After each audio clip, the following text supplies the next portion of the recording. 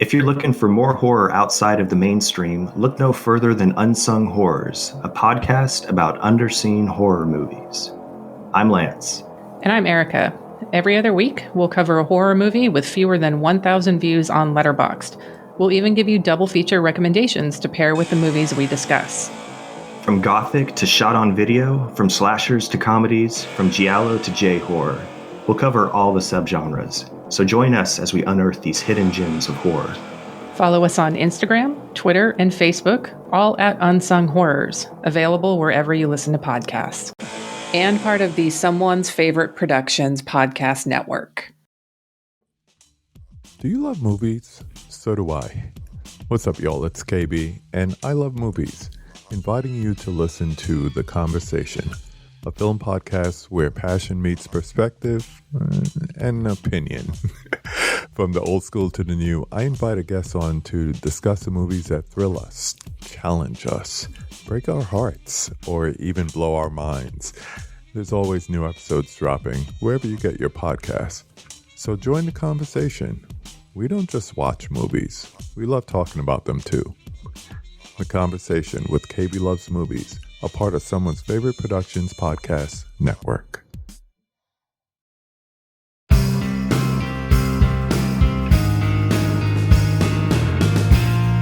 Weirding Way Media.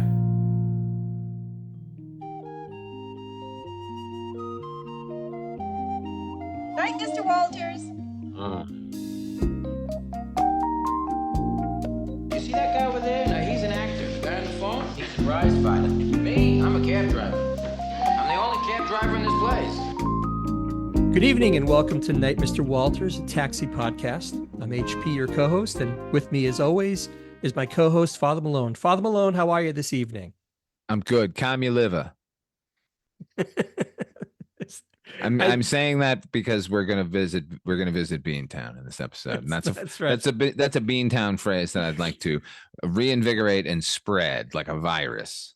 Calm your liver. Oh my God! Everybody, calm your liver. We're gonna get to it when we get to it. Just calm down. So we're talking Taxi Season 3, Episode 5, Going Home. This is written by Glenn Charles and Les Charles, the Charles boys, the pride of Henderson, Nevada. Once again, that's Father right. Malone. And obviously the pride of Boston as the co-creators of Cheers. Need I say it's directed by James Burrows, of course.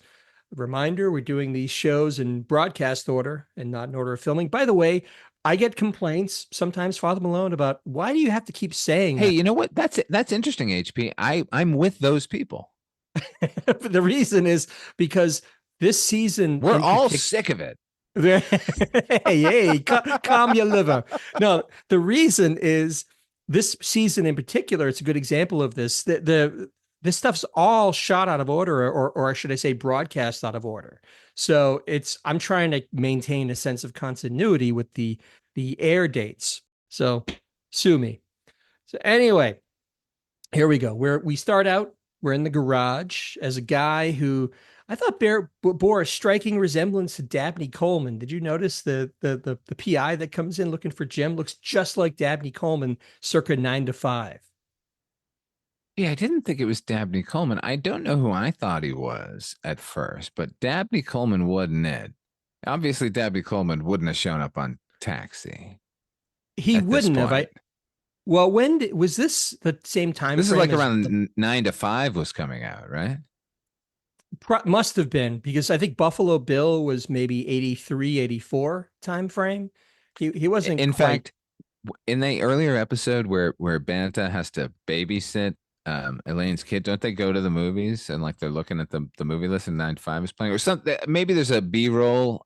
I think 9 to 5 is around this time period in some way, even on the show. I could be wrong. It must have been. Like it wasn't that I thought it was Dabney Coleman. I just thought that type. This guy he had the mustache and kind of the corduroy jacket. And he was huge. And so this guy is in the garage looking for, he announces to Louis that he's a private investigator named Spencer, which is an odd name. I think of Spencer for Hire, of course, the TV show. Another Boston show. Oh my God. That's another plot. The Boston references are coming fast and hard here. So much Boston. Oh, calm my own liver. This PI is looking for Jim Ignatowski. And upon hearing this, Jim bolts as fast as I've ever seen Christopher Lloyd run in anything. Back to the Future, you name it. He One Flew Over the Cuckoo's Nest. He bolts all the way. I think he basically is running to the bathroom in the back of the garage. Like he just runs like hell back there. He looks like he was drawn by Walter Lantz in a Woody Woodpecker cartoon running across the. It's like the legs are moving so fast that you can't even see them on a running, the big dust cloud. Correctly surmising that this must be Jim, this guy Spencer starts walking towards the back, but Alex kind of steps in. I think Alex is protecting Jim. I thought it was kind of nice. Alex stops him and asks what he's all about. And Spencer clarifies that he's a PI. He's been hired to try and find Jim. And at this point, Jim pokes his head out the door, asking if the fuzz are still here. Tony clarifies to Jim that it's not the fuzz, it's a private dick. Do you know what the etymology is, by the way, of private dick? Why is that shorthand for private investigator, Father Malone? I don't know. I don't know how detective turned into dick, but somehow it mutated there. Boy, that became a shortened version of detective. Although if you say detective fast enough, it kind of sounds like dick, I suppose. And so when you say a private detective, to shorten that up, it's just a private dick. Again, I could be wrong. People can write in and say, HP, why are you keep telling us that fucking information about the out of orderness of the episodes? And Father Malone is completely wrong about the etymology of all these words. I can feel the listenership of Night Mr. Walters just plummeting. There's too much housekeeping in this episode. After introducing himself to Jim, Spencer recounts to him how difficult his search has been. I guess because Jim has been floating around the country like the proverbial feather in the wind. This guy's been having trouble tracking him down, but he mentions that Jim's real last name is Caldwell. This conjures images of 1960s revolutionaries on the run, like in that movie Running on Empty, starring Judd Hirsch. In River Phoenix. Did they do a bombing or something? Yeah. And they were, I remember that. What's your name? Yeah. Go, you got to be quick about that. All I remember is like them piling into a van and like that they at the end of that movie they abandon River Phoenix, like he just wants to live his life, and they pile into the van with the other two children who now have to continue to live this hidden existence, and they turn on the radio and they forcibly start like near shouting "Fire and Rain" by James Taylor. By James Taylor, right? Like aggressively making them sing along to James Taylor, and I thought, God Almighty, leave them with River Phoenix. Good movie. Judd Hirsch, go check it out. So Elaine finds this name change amusing, that he changed his name to Ignatowski. And Jim says, well, it was the 60s and everyone was changing their name to stuff like Sunshine or Moon Unit. He actually uses Moon Unit, the of course Frank Zappa's daughter. I found that a little off-putting, frankly, Father Malone, that they had to stoop to that level. I did too, just because Moon Unit was a thing at that moment. Like she was popular no, she wasn't yet. With Valley Girl wasn't a song yet, was it? No, not yet. But certainly everyone knew that Frank Zappa had a kid named Moon Unit and one named Dweezil and such. So yeah, it's an easy joke to make at Zappa's expense. And the fact is, Moonbeam and Sunshine were names that people chose for themselves rather than given to them by some fucking zonked out hippie. I don't know why they went with Moon Unit. It was a little bit, like I said, off-putting. Alex presses Jim on why Ignatowski? And then Jim smugly says, I say it backwards. And I wrote this down. HP, I figured out how to say it backwards. You ready? Yeah. Star Child. Well, it's funny you say that because I wrote down a supremely preppy Bobby, but did you see Bobby has a blue cable knit sweater and hair? Was I infuriated by that navy blue fucking sweater they've got him in? This like he's going down to Tello's at the mall. What is Bobby Wheeler doing? That is a Tello's reference. Are you going to talk about him wearing his Z Cavaricis to Chess King? Well, I mean, this seems like an all Boston episode, baby. Bobby, Mr. Preppy Bobby, says the real reverse backwards the real backwards pronunciation is something like Ixwotan-G, which a bummed Jim replies, that's not even close to Star Child. So unfortunately, I think. And once he said that, somewhere the band Kiss were invigorated and their eyes all lit up, and they formed a giant robot. Yeah, this was only a couple of years after Phantom of the Park, where he was actually called Star Child. I remember Ace Frehley is always insufficient Somebody data. say my name, because I need a ride to the airport. The PI does what he came to do, which is deliver a letter to Jim, which he does, and then he leaves the garage and he's out of the episode effectively. The rest of the cabbies gather excitedly around Jim as he opens the letter and he starts to read it. After Bobby corrects the orientation, Jim tries reading it, but he says it's in some foreign language. And it's actually not a bad joke. Bobby flips the letter over. Oh, okay. Nothing Bobby does is funny here because he's wearing that outfit. Jim says it's a letter from his father, whom he hasn't spoken to in many, many years. Alex helps Jim with the letter, which contains 2 first-class tickets to Boston to visit the father. So who knew that Jim had roots in Boston? I think that's fabulous. He's a hometown boy. And he is. Yeah. See, this is all the hometown boys are on display here. Jim, the Charles brothers. Cheers is really starting to make sense. The highlighting of Boston as the setting. I think it's interesting, to say the least. His father apparently was making out his will and decided he wanted the family around for a visit. So Jim explains that because they're all surprised by this. Like, are you wealthy, Jim? And Jim says, yeah, his father is wealthy. And this blows the cabbies' minds. And Tony asks Jim, why isn't he rich too? Apparently, Jim explains that he and his father had an argument and they parted ways.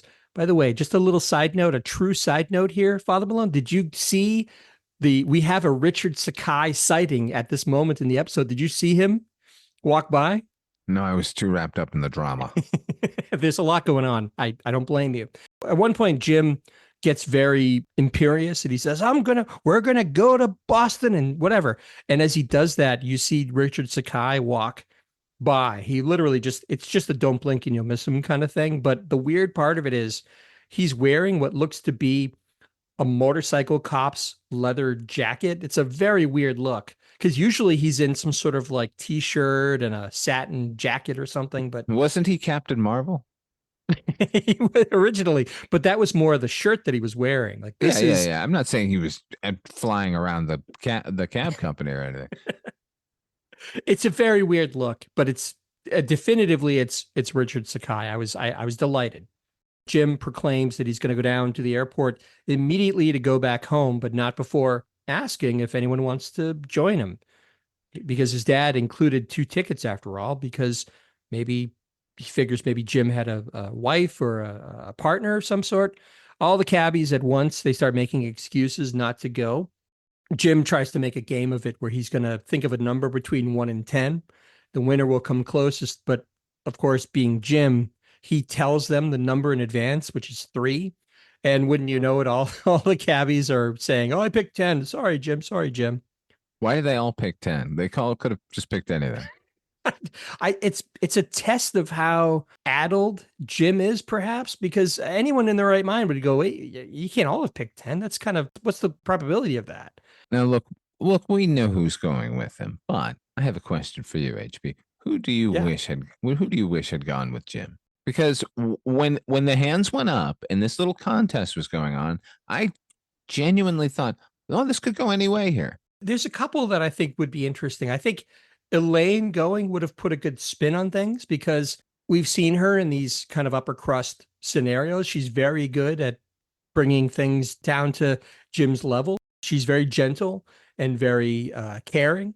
So she would have been fun. I think it also would have been. She communicates with Jim well, and she can defend Jim to upper crusty type people, and they potentially will listen to her. Right. Would she have been your vote too? No. Who would you have wanted to see him go? Tony Banta. Why? The blind leading the blind. Oh my God. Can you imagine Tony Banta? In fact, I would have catered the rest of the episode to the fact that it was Banta going and made them more erudite and refined when he got there. It would have been a very different episode if the two of them, because I think it would have leaned more into the comedy. But it would have been good. It would have been really, really funny. Also also near the top of the list, Latka. But Laka wasn't even in the garage. No, clearly he wasn't. But no, well, I mean, we don't know. He could have just been in his little back room over there. Like they mentioned Latka at one point in the conversation.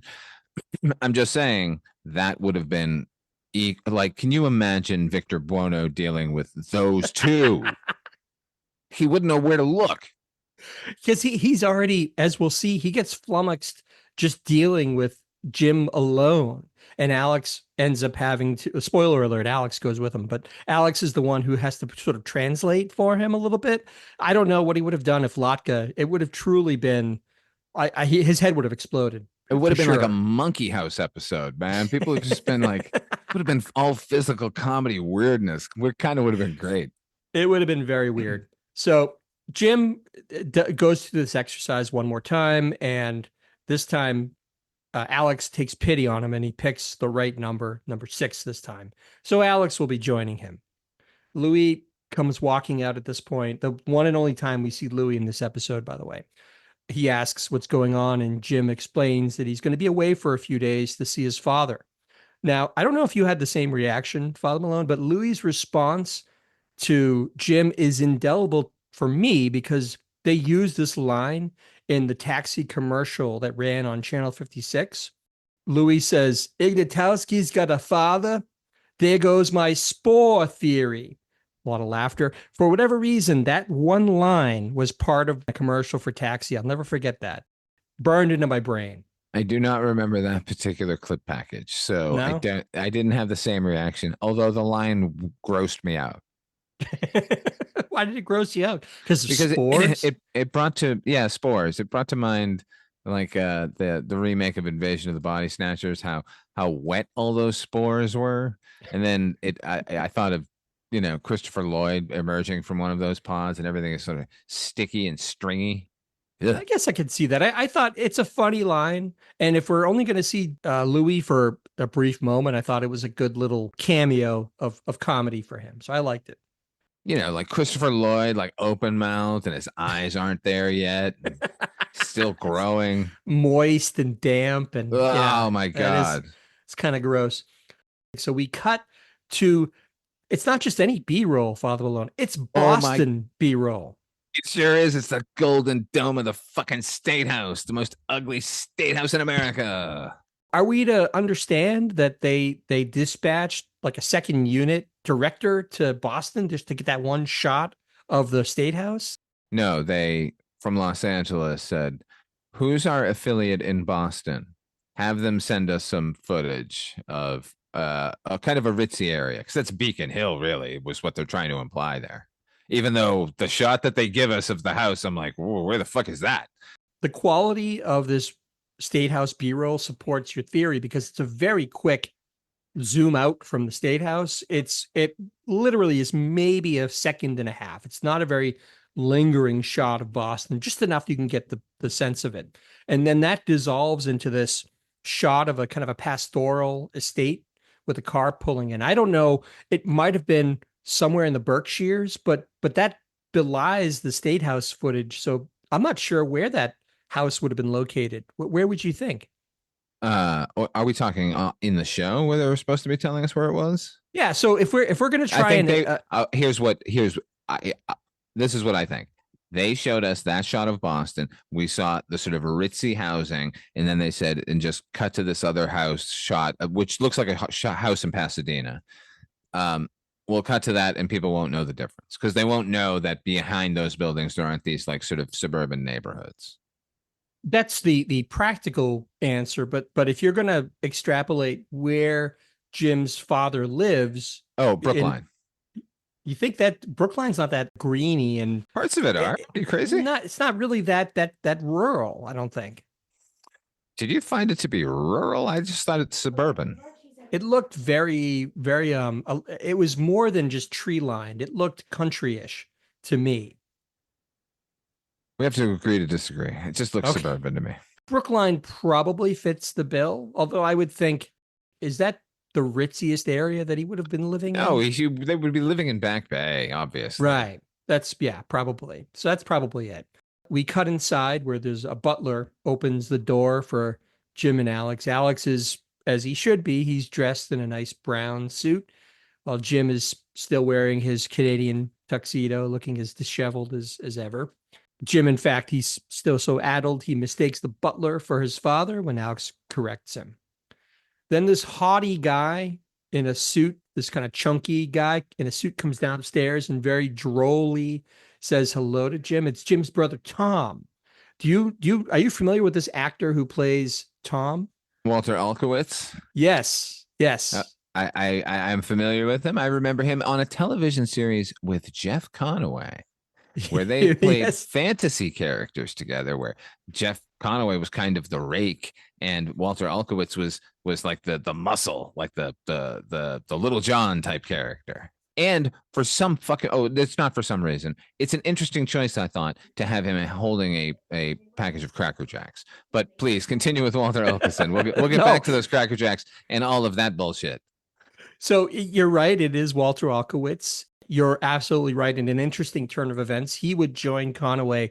It was actually Jeff Conaway's first post-Taxi role on the short-lived TV series Wizards and Warriors, where you're right. I watched every episode of that show. Years and years later, I think Warner Archives put it out as a complete series DVD, which I own. What?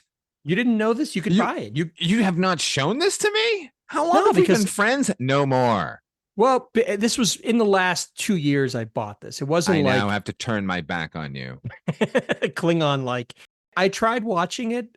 It doesn't really hold up. Is it better or worse than Tales of the Gold Monkey? Stephen Collins, of course, with noted trouble person.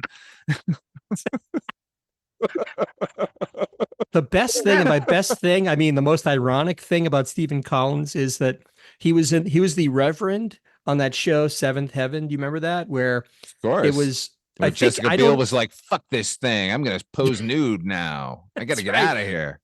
I just thought it was interesting that he's holding himself up to be this paragon of virtue and all this, and this guy is like the biggest creep anyone has ever. I mean, his career is dead. Like there was no coming back from what happened to Stephen Collins. And even to this day, I try to watch Star Trek, the motion picture. It's a very difficult watch now because he's such a creep. Listen, it's always been a difficult watch with those outfits. Mike White, hold on. Mike White makes a joke about Star Trek, the motion picture, when Bones first shows up and he's got the beard and the medallion. The line should be, "Jim, we got to save Disco." But anyway, that's Walter Alkowitz. I think he just recently passed away in the last 4 or 5 years. So R.I.P. Walter Alkowitz. He's a very familiar face. He's been in a bunch of things. I think he did a lot of TV guest roles and that sort of thing.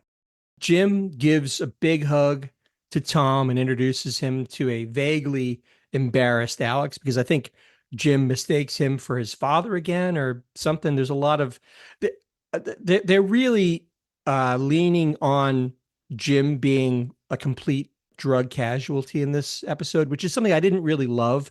They even kind of made him seem like a child, like very, very childlike in a lot of ways, which I thought was slightly off-putting for me.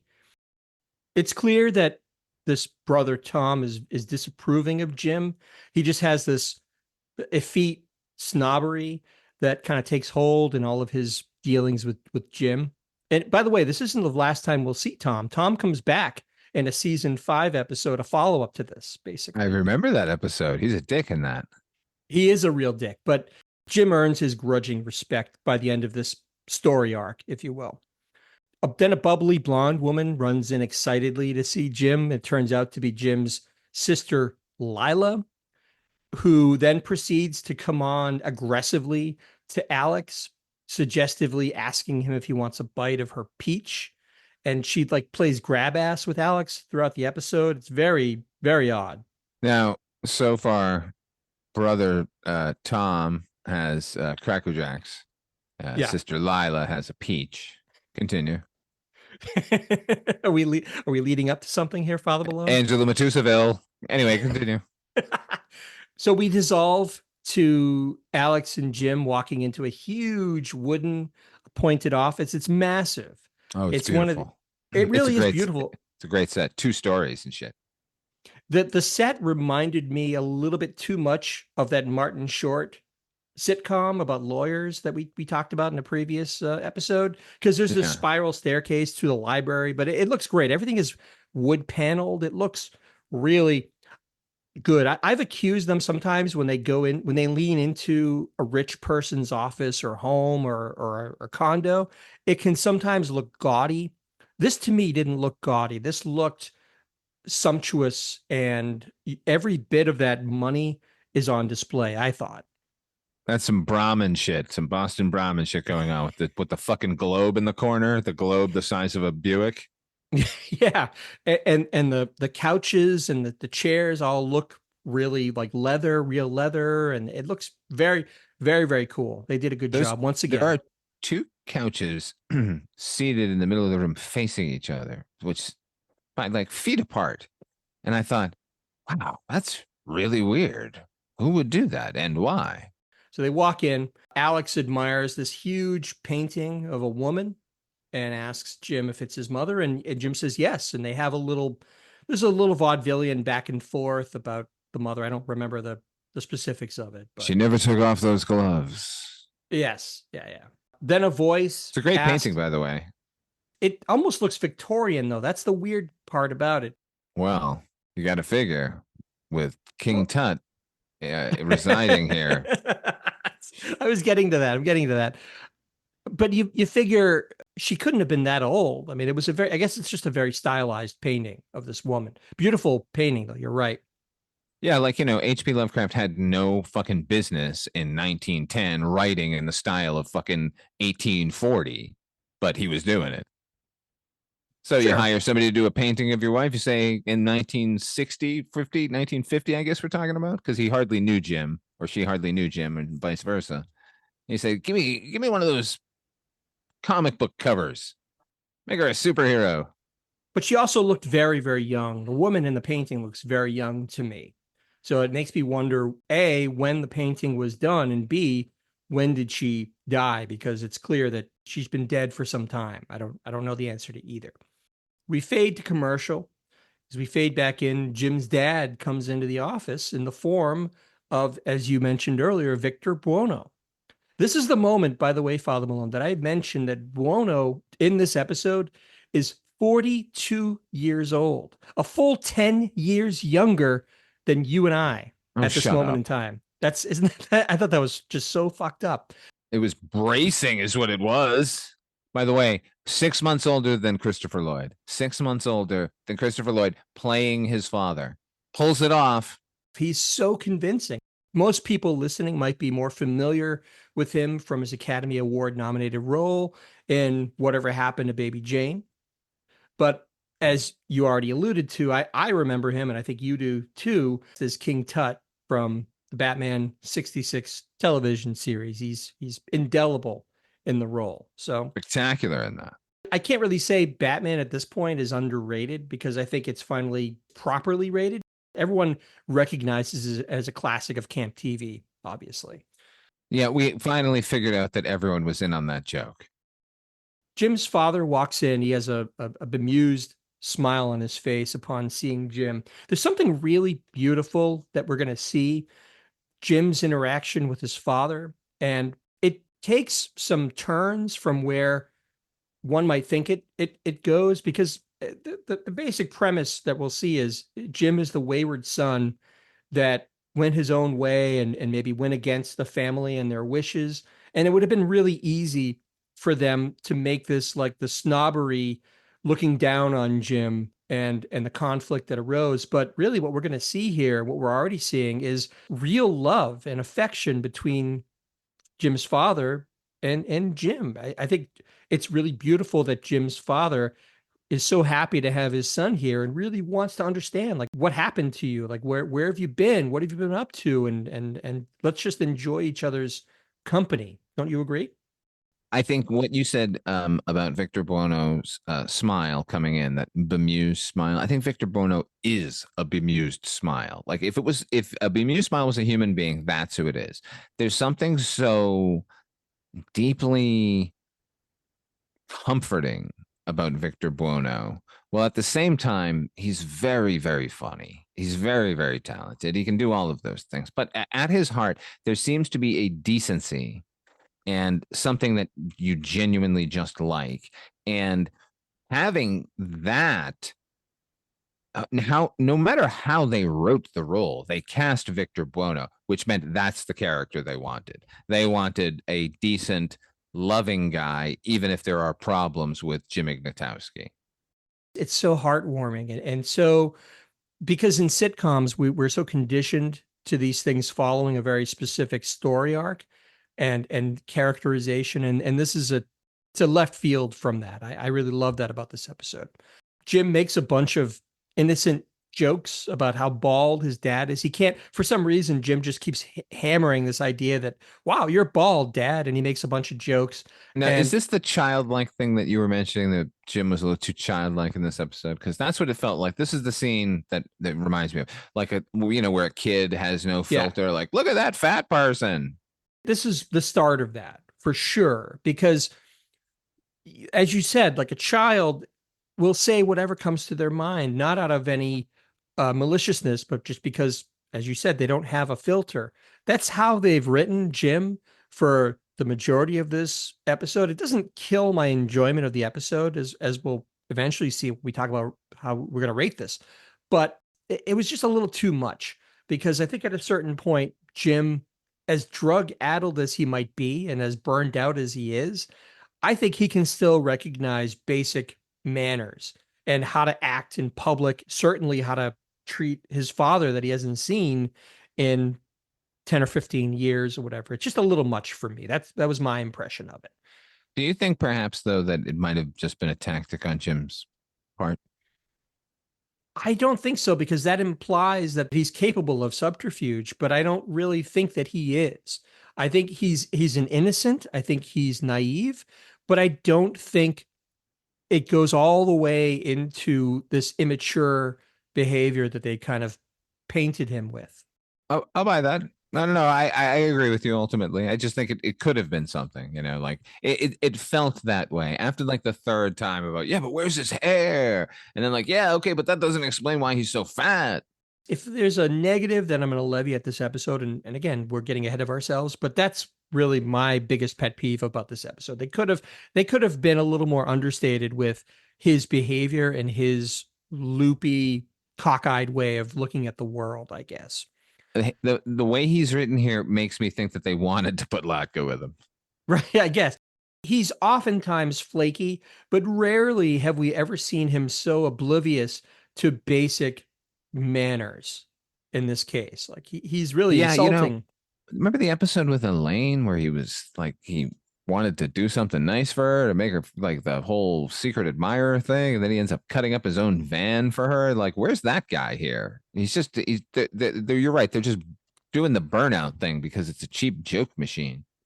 They could have made him more understated, and it wouldn't have really made much of a difference ultimately in the characterization, I thought. So anyway, finally, Jim admits that he's missed his father, and Mr. Caldwell replies that, well, you could have called.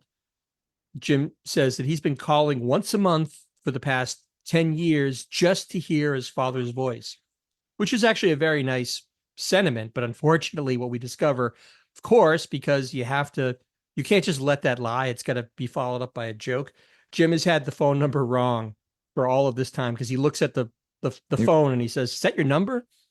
And he says, "Yeah." He says, "Oh, that's why you haven't heard from me, because I've been calling the wrong number for all this time." I like that there's a family out there that's been harassed once a month by Jim Ignatowski inadvertently for 10 years. Well, because he does say, I didn't mention this, but while he's talking in the garage, he does make reference to the fact that he's been calling his father. And he says at one point, like the person says, like, "For the love of God, please stop harassing me."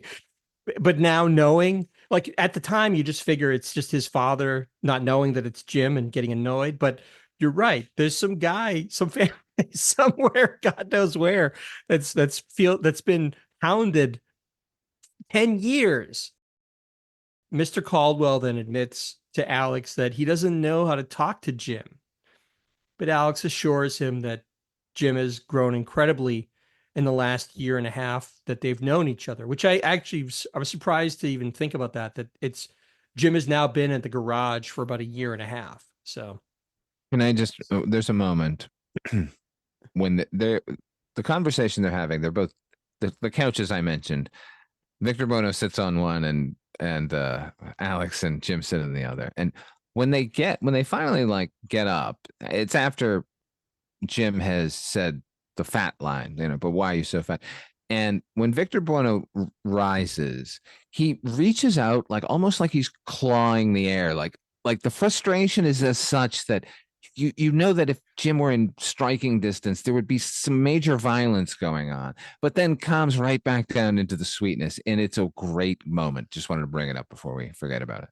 there's a funny bit where when they're not actually sitting on the couch, Mr. Caldwell sits on like the armrest and Jim sits on the armrest. And I think Alex is about to sit down on the couch, but then when he takes note of the fact that they're both sitting on the armrests, he then chooses himself to sit on the armrest. But you're right, it's because of these two couches that are effectively kind of forming one large couch facing each other. It's It's a conversation pit sort of situation. I kind of get it, but at the same time, I was weirded out when there was no one sitting there, and I was really weirded out when they were sitting there. Mr. Caldwell tells them that the butler is going to show them to their rooms, and he takes their leave of them for now. After Jim's father leaves, Jim tells Alex that just being there is stirring something within him. He says he loves his dad. He doesn't love his brother, and he doesn't really know why, which is I thought it was an intriguing way that he kind of delivers this. He says he likes his sister well enough and the butler, and he says that Alex has been terrific so far. He's very happy to have Alex there to support him. He asks Alex if they can go home now, but Alex, like talking to a child, says, "Well, no, Jim, we're not done here yet." They've just flown probably, what is it, from New York to Boston. It's a 2 or 3 hour flight. 2 hours, let's say, right? 2 hours minutes. to look. 45 minutes. 40, what do you mean 45 minutes? It's a 45-minute flight. From New York to Boston? Yeah, man, 45 minutes. No, it's at least if you take the Concorde, which was still going at the time. This idea that he's this helpless child that doesn't understand that they've come all this way. Like, why would he possibly think that, okay, now we're done. Let's go home, Daddy. It kind of Alex, let me go home. What are we doing here? Who are these people? Right. I want to go home. Can we go home? I want to go home. It just infuriated me somehow. Well, that's a strong word. It didn't infuriate me, but it just really, really bugged me. Boy, things look pretty bad for the yellow lights. Because at a certain point, it becomes like Rain Man. Alex is now Tom Cruise, and Jim is now Dustin Hoffman, who doesn't understand the ways and means of communication. You know what I mean? No, that is the absolute perfect comparison. Rain Man. That's what what it felt like right then. What it continues to feel like every time Alex has to step in. I'm telling you, anyone else in the cab company who, if they had gone with him, this would have been a better episode, because they could have kept all the sentiment too, but just another crazy person to go ping ponging off of him, like while he's doing all this nonsense, would be great. It would have been hilarious. I totally agree with you now. So we dissolve to the dinner table. Everybody all the family are seated there, and everyone's plates are piled high with all kinds of food. I think I saw like a roast. There's a salad. There's mashed potatoes. Now the Cracker Jacks and the peach make sense, don't they? This family, they're a family of overeaters. Jim has escaped into thinness. He's dressed a little bit more appropriately. He's wearing this sort of rumpled tie, a button-down shirt, and a sweater to look more respectable. And then Lila makes another sexually suggestive comment to Alex, which it was rather discomforting for me.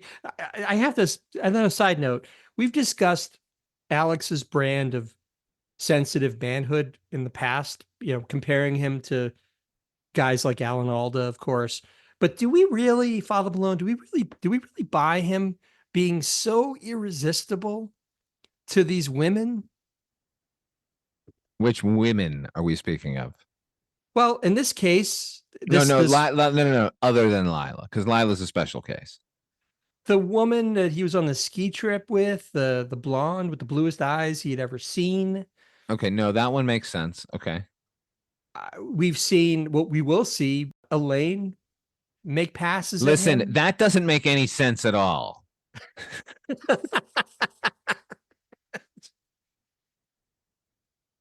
Suddenly you change your Elaine tune a little Nardo bit. should be saving herself for only one person.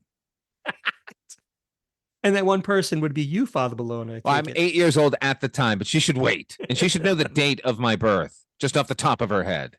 I'm talking about Mary Lou Henner. Alex is a decent guy and he's smart. He's a handsome fella and he can dance and he can sing and all these other things.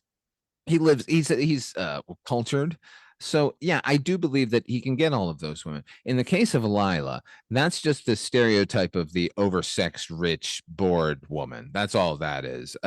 Like, what's weird is they've given her that trope, but they've given the brother nothing. They really have, which is why it's nice that Walter Olkowitz comes back. I think it's only the one episode. It might be two, because there is another reference to, well, spoiler alert, there's an episode where Jim has to go back because his father has passed away, which he had done. Like, he dies a year after this show aired, I believe. Right. I don't remember. I'm sure his brother was in that episode too, but he doesn't feature as prominently as the one from season 5. But it's nice that they give Walter Olkowitz more to do, because he is quite good in that last season episode. Jim's dad makes a comment to Lila to stop acting cheap, which kind of supports your theory that she's oversexed and maybe he's seen this before from her. Mr. Caldwell goes on to ask Jim to tell them. He calls him James, by the way, which I love. Oh, James. I love it too, because it's so natural the way he says it, And that's such a parental thing. Like, I don't care what you're calling yourself. I named you such and such. It's very parental. And it got to me to the point that my notes here, I flip flop between Jim and James just because of that. So he asks Jim to tell them about his life since he dropped out of Harvard. And that surprises Alex to know that he even went to Harvard, because he never knew that information. Another side note, they're taking great pains to paint Jim as being a rebel, even when he was younger. Mr. Caldwell says he was very special. He was very headstrong, whatever. But we will see from a future episode. There's a 2-parter we're going to talk about I think it's called The Road Less Traveled. And we see Jim, the moment at Harvard where he first tries a pot brownie. There's nothing rebellious about Jim at all in that episode. So I'm calling into question. I think there's a little bit of retconning going on with this, because there's nothing rebellious about Jim. In fact, it's the opposite. He is too straight-laced in that episode. That's right. Well, we'll get to the episode, but yes, it is like, it's a mistake. It's like a Jekyll and Hyde thing. Like I'll take this thing and we'll just dispel anything. And now I'm Jim Ignatowski. It's a werewolf transformation with just a guy and no effects. It is. I just think in retrospect, there's no way they would have known in this episode that they were going to go on to do that. Can I posit a theory? Yeah, of course. This just my theory, but I think this might be what they were trying to say. Right before Reverend Jim Ignatowski, or at the time James Caldwell, went to college, I think around that would be around the time his mom actually died, right? And the family's reaction was to overeat, and James's decision was to lose his mind over it. I think that's what they're getting at here. That makes sense. I never thought of it in those terms, but that makes sense. Sure. In fact, Mr. Caldwell mentions that Jim got excellent grades his first semester at Harvard, but then the second semester, he makes a crack, like he wrote all of his term papers in finger paint. And I guess based on what you're saying, maybe that was the line of demarcation between his drug use. Maybe after that first semester was when he took that first bite of a pot brownie and he was never the same after that. Maybe he only made it one semester. Who Uh, knows?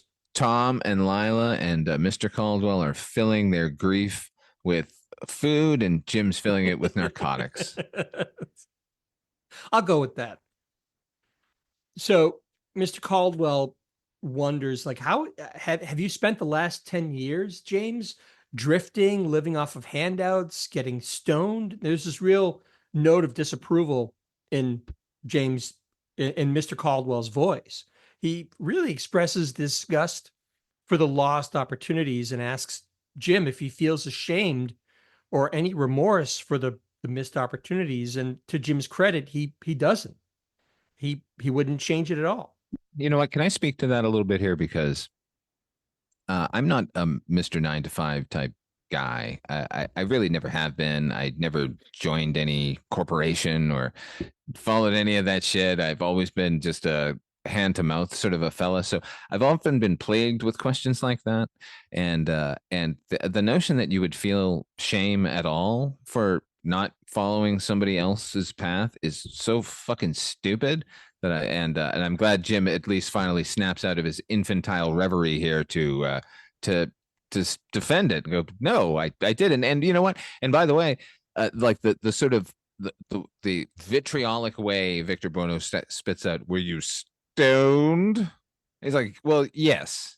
What you're saying kind of lends credence to your earlier theory that maybe this is all a bit of a tactic on Jim's part to get by this whole awkward situation. Maybe he's playing it up a little more than he should, because what ends up happening is this argument grows and increases in pitch between Jim and his father.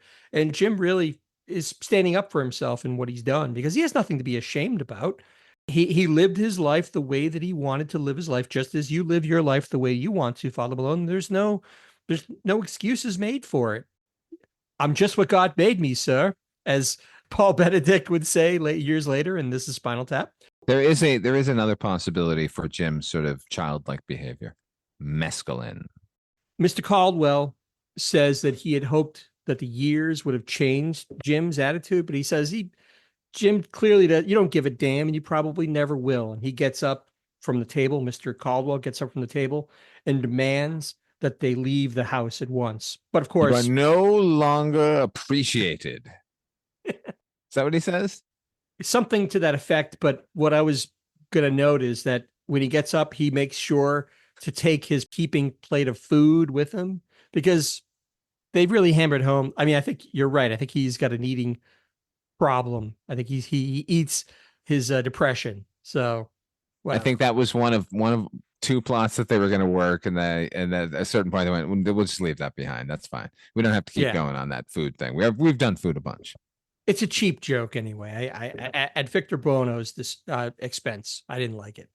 And then Alex gets up to talk to Mr. Caldwell, but of course not before oversexed Lila. Actually, I think she actually pinches his butt, which I was kind of horrified by, but whatever. What an ass. I mean, can you blame her? They cut to the office again, and Mr. Caldwell sitting in his office, gazing up at the painting of his wife when Alex comes in. How often do you think he does that? Probably a lot. A lot. I think it's his way of communing with his wife, his dead wife at this point. It's weird, man. Yeah, it is a little weird. Alex tries to talk to Mr. Caldwell, but he interrupts him to say, Alex, you may not believe this, but Jim was always my favorite. James was always special. You should have seen him as a child. To which Alex, I thought this was rather patronizing. He says, I do. Like this idea that he's so innocent and childlike. Right, but he has been behaving that way through the entire episode, to your point. Right, but if we're looking at the entirety of Jim and Alex's friendship, it's not like he's acted like a child this whole time. It's a cheap joke at fucking Jim's expense. Well, but in this case, it's not a joke. It really is like the Rain Man thing. He looks at the world with a different set of eyes than we do. Do you think if Alex had responded sometimes, then it would have been okay? Yeah, probably. right? I think Like so. sometimes Jim is a fucking drug addict, fucking burnout. So sometimes you can't even talk to him. Honestly, if Jim acted this way through the entire course of his life, they wouldn't give him a hack license. He wouldn't be safe to drive because I would get nervous. He would forget which pedal is the gas and which pedal is the brake. They make him sound like he's got something really wrong with him, and he doesn't. Well, he does, but Not to the degree that they're painting him to be this not special. yeah, he's not shellacked. He's not completely out of it. It's He's not brain damaged, at least not to the degree where he can't function in society. he's not some magical Stephen King character, for God's Right. sake. Laws, yes. Yes. Moon. That's how you Oh, spell God. lame character. The Stand. Alex insists to Mr. Caldwell that the only damage that Jim has ever done is to himself, which is the truest thing that Alex says in the whole episode. So dig it, man. He's a good guy. You should cut your son some slack, man.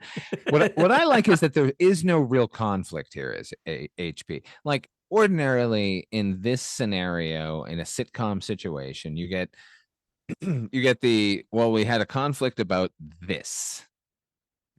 Jim was supposed to take over the family business. Jim was supposed to do this or that. He was supposed to follow in the footsteps. He was supposed to marry this. You know what I mean? There is none of that. There's just a sort of a general disappointment. There's a general Jim ended up like he is, and we could no longer relate. This is a little like a Tennessee Williams play. The family's gathering. They're going to figure out what to do with this guy's fortune. Some people want it for various reasons, but it's the stakes are very low. You're right. Mr. Caldwell actually gets to the point. Now, this doesn't make sense to me because I don't know. I'm not certainly I'm not a tax attorney, but what he says seems a little fishy. Apparently, the tax laws are such that he's required to give out the bulk of his estate now. He's not elderly. He's not in the last throes of death. Why would he ever have to give away the bulk of his estate while he's still living, breathing, healthy? Well, HP, that is an actual law in Boston that when they commuted it to Chicago, it became a different but also perplexing law where Catholic orphanages have to pay taxes in order to continue to survive. I see. So then you got to get the penguin. You got to take care of the penguin and go to the Cook County assessor's office and Same sort of law on the books is fueling this need for Victor Buono to suddenly separate his fortune and give it to his children. They didn't need to add that point. It still could have just been, I just want to see Jim. I just want to see my son after 10 or 15 years, and let's break it down. Let's reconnect. How about this? I'm not feeling very well. And I've been thinking about mortality lately and thinking about my wife and the situation that the schism that I no longer have a family and I'm going to have to give my money away. Would you give this money to Jim if I were to die tomorrow? Would you think he could handle $1 million? That's the question that should have been asked. He kind of gets to that, but it should have really just been, look, I'm not as young as I used to be. I'm thinking about my legacy. And I really just wanted to see what Jim's up to and reconnect with my son that I haven't seen for many, many years. But given this idea that he's got to break up his estate now, he apparently brought Jim there to get a sense for where his head's at. He even asks Alex, would you give Jim $1 million? Alex replies that, look, Jim doesn't care about the money. He never did. He just came here to be with his family.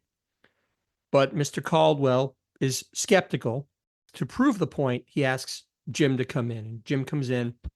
Mr. Caldwell announces to Jim that he's giving away most of his estate, and Jim is going to get nothing.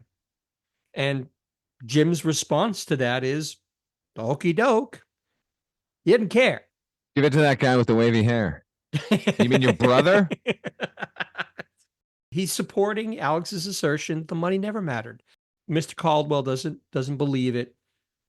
Alex says to Jim, again, Alex is in the Tom Cruise role here. He says to Jim, his father thinks that you came here just for the money. Now, this really enrages Jim to the degree that we haven't seen it in this episode. He insists that He came here to see his dad, see his family, prove that he's back on his feet, and they don't need to worry about him anymore. He says he came here to find out who he is, who the family are, and where he came from. This speech finally causes Mr. Caldwell to accept that Jim isn't here for the money. He's convinced. He says, Jim, you're not without charm, my son. He offers him a deal. He says, Jim, come home. Enroll in school. I'll make sure you get the best education that money can buy. All you have to do, Jim, is take some responsibility for yourself and lead a decent life. Upon hearing this deal, Jim simply replies, goodbye, Dad. And he just walks out of the office, which is really, it's a little heartbreaking seeing him kind of walk out on his dad like that. But kudos to Jim because yeah, man, you got to do what you got to do. After confirming with Alex that Jim isn't coming back, they both leave the office.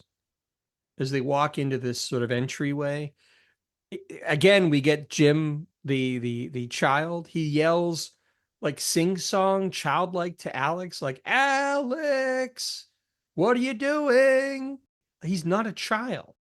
I like the setup here, actually. I like, even though it is sing-songy and kind of reminds you that he's too childlike in the episode overall, I like the idea of him yelling and the sort of relay thing where both Victor Buono and Judd Hirsch are reacting and looking at each other. Like, it's pretty great. It is. It actually turns into a very sweet send-off in this episode because Alex yells back to him that he's saying goodbye to Jim's father, and then Jim yells to tell his father that it was really great seeing him again and to get his right phone number. There's something about seeing Jim's dad hear that. It's a very sweet moment for Jim because there's been all this back and forth about Jim and his life and why can't he straighten up. But at the end of the day, it must be so heartwarming for Jim's dad to realize that Jim still loves him. There's still that love between them. That hasn't changed. That hasn't soured because of the money and how that's gotten in the way of Jim's dad's relationship to him.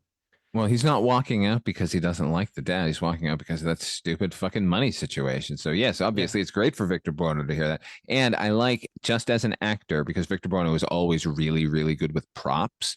When he says, get my dad's phone number, Victor Buono scoops the phone off of the end table and shows, like, displays it to Alex, like, read the phone number off of the phone. Because if you remember, hand phone, like landlines used to have the phone number written on the phone.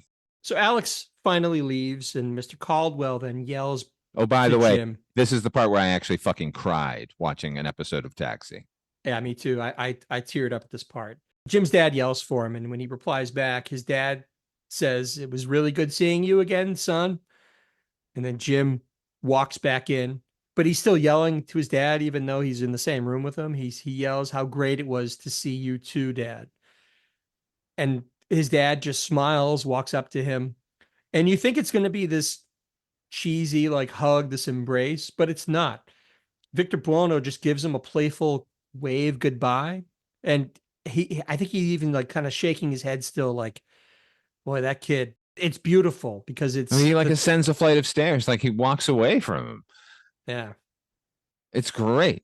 Victor Buono, it's hard to imagine anybody else playing the role in quite that way and hitting those notes that he hits. It's a wonderful capper to the episode, I think. Well, just the moment when he starts yelling back, like communicating to his son in the way that his son communicates, that was enough to Niagara Falls. Niagara Falls, Frankie Angel. So now we're going to talk about yellow lights, Father Malone. What does a yellow light mean? As a reminder, we score every episode on the yellow light scale. 1 yellow light is the worst Taxi episode, and 5 is the best. As is our custom, I'm going to throw it to you first. What do you give Going Home? Interestingly, I got to experience the phenomenon of most Academy Award members when they're watching screeners, in that the thing that made me cry made me immediately think, give it all the awards. When I finished watching this episode, I thought 5 stars, fucking easily. That's perfect. And then in rewatching it, I went, wait, no, this is fucking all over the place. What are they even doing for most of this? This is so clumsy here and there and over there. But Victor Buono. So we're gonna end up with four yellow lights. Can't help it. It's a 3 episode, but Victor Buono makes it 4. 100% in agreement with you on this. I gave it 4 yellow lights as well. As I've already said and oversaid, probably, they overplay Jim's naivete, and there's other problems I had with the episode overall, but it's got Victor Buono, and it's got that father-son thing and the interplay between them. It's really written beautifully. If you get past the corny jokes and some of the silliness that's going on, at its core, it's really, really a beautiful cameo of Jim and his dad's relationship. And Buono really sells. It's hard for me. I can't overstate how good Buono is, and the compassion that and the beauty of his relationship with his son. So I gave it 4 yellow lights as well. You give it 4 yellow lights. Once again, we're in agreement. So that's going to do it for this episode of Night, Mr. Walters. Father Malone, where can folks find you when you're not clocked into the garage? You can join me over at Midnight Viewing. That is that's my podcast. Do a bunch of different variations on that show. We have Father Malone's Weekly Roundup, where we check out new streaming things, and we also have Anthologies Attack, and we have a bunch of other stuff. But go check out Midnight Viewing. That's where I'm at. Indeed. By the way, I stump for this every time, but please check out the Weekly Roundup with Father Malone and Ripley Jean. I never miss it every week. It's a great capsule of what to expect from that week's worth of streaming options, or even things that are in the theater. But even sometimes Father Malone just says, hell, I just want to talk about this, that, or the other movie. It's always worthwhile, always makes me laugh, always makes me think. So please check that out. And you're in every episode. I make the commute every week to Las Vegas just for that. Just for the one quick musical sting. Yes, it's always appreciated. One little bit. So as for myself, you can also find me around the Weirding Way galaxy of stars, if you will. I host the Noise Junkies podcast, music podcast. That's a fun one to do. Some new episodes coming soon on that. I am also occasional guest host on the Culture Cast with Chris Dashew. I also have a Bandcamp site, hpmusicplace.bandcamp.com, where I've got some music up there I'd love for you to check out. Please feel free to subscribe to the podcast, write a review, rate us. We'd love to hear from you in any manner you choose. And what up, Slotkey? I'm also going to change things up, Father Malone. I'm taking another page out of your handbook, sir. Uh-oh. I realize that I do occasionally hear from some dedicated listeners here and there, but I realize that I've committed a egregious sin in not giving people an actual email address if they want to get a hold of me.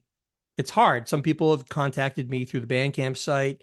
It's really not that convenient. So for all you listeners, anyone who wants to reach out to me and just say hi or tell me what you liked or didn't like about the episode, check out this email. It's hpmusicplace@gmail.com. hpmusicplace@gmail.com. I would love to hear from you. If you have any suggestions or comments about any of the episodes, please feel free to reach out. For Father Malone and myself, thanks again, and we'll see you next time.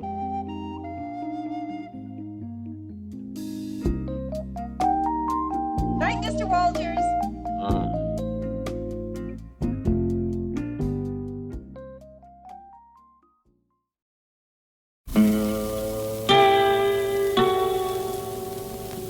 Hello, filthy movie lovers. My name is Gentry Austin. And I'm Casey Scott.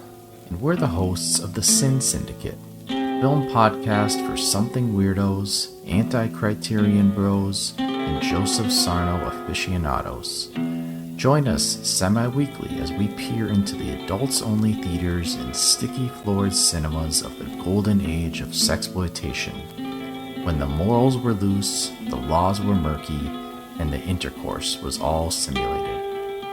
Find us now on the Someone's Favorite Productions podcast network.